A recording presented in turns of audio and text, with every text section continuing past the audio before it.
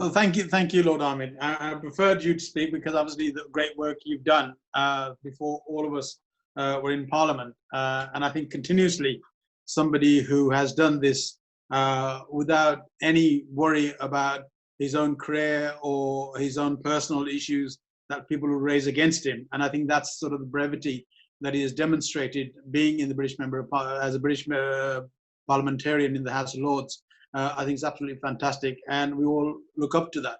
I think also important here is for me, as far as I'm concerned, and that's the comradeship, I think, within the Kashmiri origin parliamentarians that we need to show, and we have shown by and large. My younger brother, both in age and in parliamentary experience, Imran Hussain is there as well, who's great, doing absolutely great, passionate work on this. Kate has already spoken. I said hi to Kate earlier on. Again, his great colleague who really understands the issue and does her very best to push forward. Many other colleagues are bound on this. I think the real problem we have on this issue is purely that the Indians aren't listening and are not going to listen unless there is direct action by the United Nations. And we know that the United Nations are not going to insist on India doing anything. We can't get anything out of our current government, Conservative government, even to reprimand the Indians on what they're doing. A huge abuse of human rights and civil liberties of the Kashmiri people, almost a year now to date. Forget the 72 years that they've suffered for continuously, but talking about just the recent event of almost a year of abuse, intimidation, and breaking the Fourth Geneva Convention by the Indian Armed Forces goes completely unchecked, absolutely unchecked. And I will raise some of these issues later on when colleagues get up and have a go at Saudi Arabia and other Muslim countries in relation to what's going on in Yemen. I condemn all sorts of abuses that go on, whichever country it is, and I'll make that clear. But I think we've also got to put in proportion where there's a country that you want to do trade with, or you think they're going to be on your side, and you then carry on not condemning them for the abuses that they take place. You know, we're fine to prosecute Milosevic and all the sorts of other people in Srebrenica, which is quite right, and took a long time to do that. But when it comes to people, the broken sort of people of the Eastern European countries, we can do that. But when it comes to a real challenge, when it comes to deal with something like India, we all sort of turn our face and say, oh, you know, we'll see. You know, the abuses that are going on with the Kashmiri people, but also the abuses of the Muslims and Christians and Sikhs and lower caste Hindus that is going on in India all across the piece is absolutely abysmal.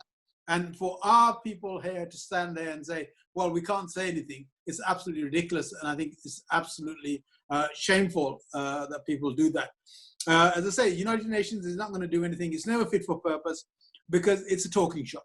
It's a talking shop for those people in the Security Council who drove their little cuddly friends and, okay, we'll block this one, but we won't vote on this, we'll abstain on this. Okay, we won't do this on that.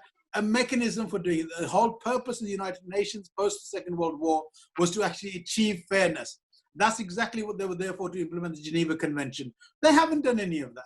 They don't do it. They don't do it because the Kashmiri people are not worth anything as far as they're concerned. So they continue to browbeat. The Kashmiri people have no issues of human rights and civil liberties. We did much more against South Africa in the 70s, and quite rightly so. But we can't stand up to India. Right? And so when it comes to fairness and equality and justice for all, we talk about it.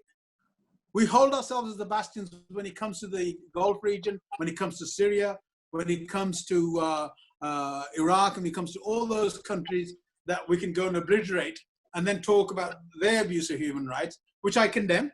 But what we've got to do is play it fair. Play it fair for the people like this.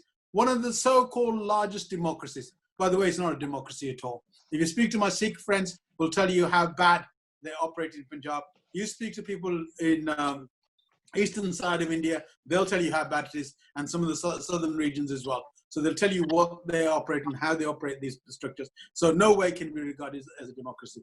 I only have a request left, which I'm trying to speak to the OIC, is to get one of the countries there to be brave enough, one of the Muslim countries to be brave enough to take action in the criminal courts of the International Criminal Courts to take Modi there and have him on trial, because nobody else will deal with it. So I hope, I'm talking to them, and I hope I continue to get one of them persuaded to do something about it, because if not, our Kashmiri people will suffer day in, day out, as they are at the moment. Lives are just lost. You know, dignity of our daughters, our mothers, our wives, our sisters is not intact. The, you know, safety of men, whether they're fathers, grandfathers, brothers, husbands, they are not kept intact. They go at, you know, Indian NGOs have exposed huge amount of mass graves. We talk about Rwanda, where this happened, but Kashmir doesn't matter.